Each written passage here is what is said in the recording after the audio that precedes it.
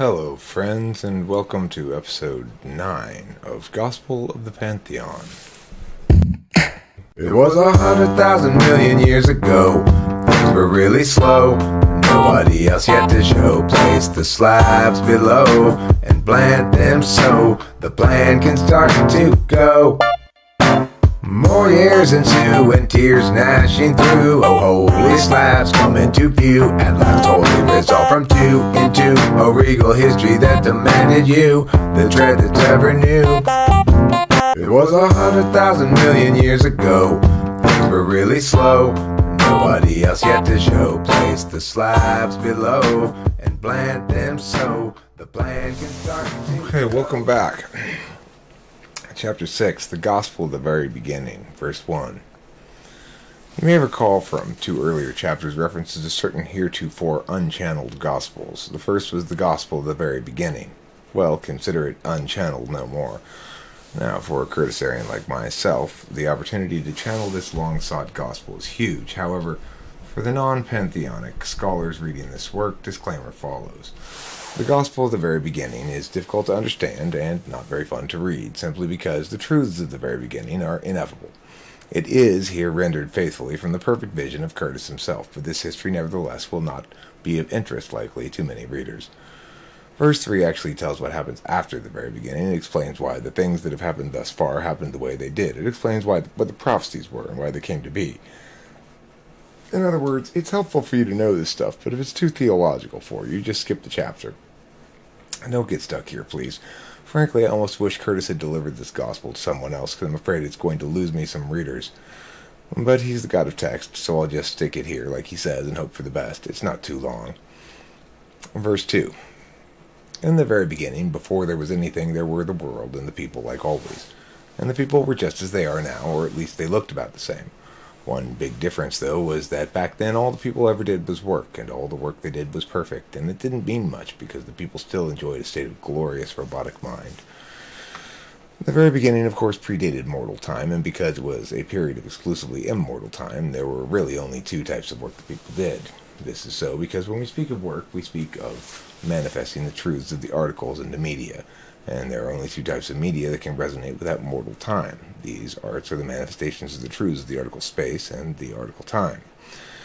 They are what we call math and music. Granted, the people also channeled the truths of the article agents in the very beginning, but though they did so, it was not in any recognizable way. The truths of agents are manifest in language, so such truths do have an immortal state because they are born in an article of the universe, but in their immortal state the truths of the article agents are truths exclusively of form, which is to say they are divested of all meaning. So while in retrospect it may appear that whatever works in this domain were being made in the very beginning were very much the sort of thing which Curtis oversees, namely manifestations of the truths of the article agents, if these manifestations could not yet deliver meaning, then Curtis could not possibly have been there. This must be true because, although the resonance of text with truth is a function of form, the purpose of text is to deliver meaning. And in the very beginning, before the people understood meaning, form became the purpose of the words. And if the purpose of text is meaning, and if form was the purpose in the very beginning, then it follows that form was the meaning. And where form is meaning, well, that is no sort of dominion over which Curtis could possibly rule. Now, regarding the article light, its truths also have immortal form, but such truths are simply the sight of the things themselves. And if the people sustained a perfect state of robotic mind in the very beginning, as we know they did, then to manifest the truths of the article meant nothing more than to simply look upon the things of the world. The creation of image did not occur until static mortal truths were introduced into the world, because for one person to create image, there must be at least one who has the capacity to infuse the image he views with meaning. Otherwise, there is no impetus to make the image in the first place. Unlike melodies or maths, images do not contain within themselves their own purpose. See, like text, the purpose of an image is to communicate. And in the very beginning, there were no mortals with that capacity to infuse meaning. So, like the article agents, the truth of the article light are immortal in origin, but without mortal time, the truths have no meaningful manifestation. Therefore, Gui Too Fat was not there in the very beginning either, the god who is too fast to be seen. And neither was Baby Lady Bay, nor Alienator, nor Intropatripicles, nor the Beholder, nor the God of Time, nor any of the other demigods. In the very beginning, there were only Pre-Creator and Accutron in the people, but don't conclude from all this that immortal time and mortal time are mutually exclusive. There is nothing implicit in either that precludes it from coexisting with the other. It's just that in the very beginning, mortal time had yet to be introduced, and that's why the only gods who were there in the very beginning were Pre-Creator and Accutron. Let's pause for a bong rip.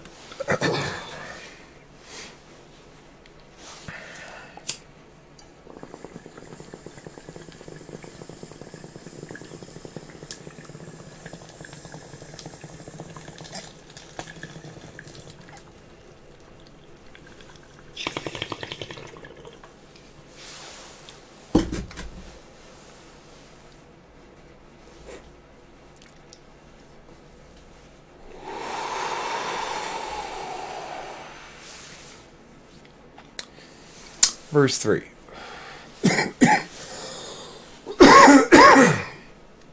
Excuse me. Each High Lord, except Alienator, corresponds to an approach that a mortal might take to transcend the static truths that it is his instinct to cling to. It is desirable for a mortal to transcend that instinct because to indulge in it is to be dragged down by the truth to which he clings. At first, those approaches were very limited, but Baby Ladybay eventually would ascend to indicate the avenue of compassion, and in Tropotripocles the avenue of indulgence, and the beholder the avenue of the pursuit of divinity through the refinement of aesthetic vision. So, just to recap, in the very beginning there was Creator and Accutron, and there was music and math, and there were the people who did nothing but manifest those two arts. Then came Alienator, and immediately thereafter the god of mortal time, who was forced to become the first and most important demigod of the last emoticon. And when Alienator came upon the world, he used the god of time to create even time and to thereby hide maths and music from the people. But Alienator could not take from the people frequency, nor could he take counting and measuring, nor words. The people needed frequency and words to speak, and they needed counting and measuring to function, and if the last emoticon were to have locked these functions away from the people, then he would not have people worth deceiving with his static truths. And although Alienator infused meaning into language so completely that it is now impossible for us to conceive of language without meaning, the capacity of the people to tap the article agents remained, and so Curtis came into the world. He immediately sought to help the people to manifest the immortal truths of the article agents into mortal form, so that the text the people wrote, though the meanings it conveyed were comprised entirely of static truths, might, by the grace of its form, assist the people to detach from the very static truths they made manifest. And the people needed to build things and to keep numerical records, so although Alienator had taken from them the capacity to discover the immortal truths of math, he could not take counting and measuring, and through these two skills, Accutron showed the people how to manifest quality in objects. And Accutron provided the plans for all the structures of the world that the people might build, and he encouraged the people, though real engineering was yet denied them, to pursue quality in all of the objects that they made. Alienator would have liked to pin down visual arts to some extent too, but Guitufats, the god who was too fast to be seen, was too fast for him. So the people were able to manifest the truths of the article light into images unencumbered by the last emoticon, right from the awakening onward. Like Curtis and Guitufats, Tropotripocles came onto the world as soon as the people were awakened. Pleasure is an implicit capacity of the fully awakened person, and his path is visceral, and it is born of body rather than of an article, so Alienator couldn't do anything about that either. But the last emoticon probably didn't want to anyway, because few understand the path the Squalid One offers. Many were and are led astray by his divinity. The way of indulgence is the path with the most wrong turns, and it is the right path for the fewest people. So Alienator was probably glad to see Tropotripocles. Through the grace of the texts they wrote, and through the process of debate, the Curtisarians became before any other mortals able to identify that the static truths of Alienator were false promises. The Curtisarians learned that real truths are fluid. They learned that rhetoric does not serve truth, and that dialectic is wholly about intent. With this knowledge, the siblings began to channel the Gospels and deliver them unto the people. Alienator used even time to ensure that no people or culture could advance until all people or cultures were ready to do so. This prohibited the media of the future from emerging, but the god of time had frequency in his heart, and he allied himself not with his master Alienator, but with his friend Pre-Creator, and so it was that the god of time wished to die because it hurt him that his life denied to the people the immortal truths of the article time. The god of time had come to know that mortal time was inherent to a fully awakened people. He had also come to know, therefore, that his existence did not provide the people with mortal time, but rather served only to restrict the full integration of mortal and immortal time together. And once Alienator knew that the god of time had concluded this, the last emoticon knew he had to do something. So Alienator proposed a deal with the other gods. It was agreed that the clergy of the god of time would channel from the whole of the Pantheon, each of the high lords then ascendant, and the god of time too, all at once. The result was the prophecies, and the prophecies predestined certain events, and they afforded each high lord a chance to realize what he or she wanted, including Alienator. But do not be misled. Though the events were predestined, the outcomes were not, and it was up to each of the gods to determine whether his or her chance was seized or wasted. The god of time made of his chance precisely what he wanted. He died, and at the moment of his death, he allowed mortal and immortal time to integrate. He might have chosen instead to doom the world forever to the certain slow progression that he had theretofore inflicted upon the people, but it was not his will to do so.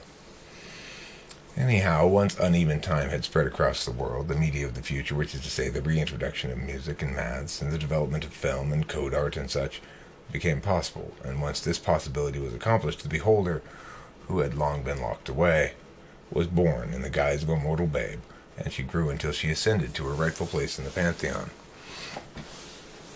And after that, Accutron freely gave up his hands for the good of the people. He chose to keep his dragon form so that mortals might manifest not only quality in objects, but also the art of math, and with it the craft of engineering. Now the truths of the article space before the transformation could not be channeled because of Alienator's magic, but once freed they did not need to be channeled through any god, for alone among the truths of the article those of space are self-evident. The permanency of the truths of space is intuitive. The truth value of a given work of math art can be objectively determined. The beholder has no dominion over the art of math. Therefore, once Accutron chose to live as a dragon, he became pretty well unnecessary, and sometime after the year 2000 he started to become perhaps slightly bitter, but I think we can excuse him that certainly. Baby Ladybay was not yet ascendant when the prophecies were delivered, nor was the beholder, so the will of neither god was included in the prophecies. As for Precreator and Curtis and Entropitricles and Alienator, well, the particular histories of those gods as they relate to the prophecies comprise the remainder of this gospel, so I won't say anything more about them right now. Interesting chapter. I'm going to just leave that chapter by itself there, and then we'll get to back to the action here. Colony of the Past with the Duchess involving herself in a little bit of inter-kingdom warfare, perhaps. We'll see. It was 100,000 million years ago. Things were really slow. Nobody else yet to show. Place the slabs below and plant them so the plan can start to go. More years into and tears gnashing through. Oh, holy slabs coming to view. At last totally resolved from two into a regal history that demanded you. The dread that ever knew. It was 100,000 million years ago. Things were really slow. Nobody else yet to show. Place the slabs below and plant them so the plan can start to go.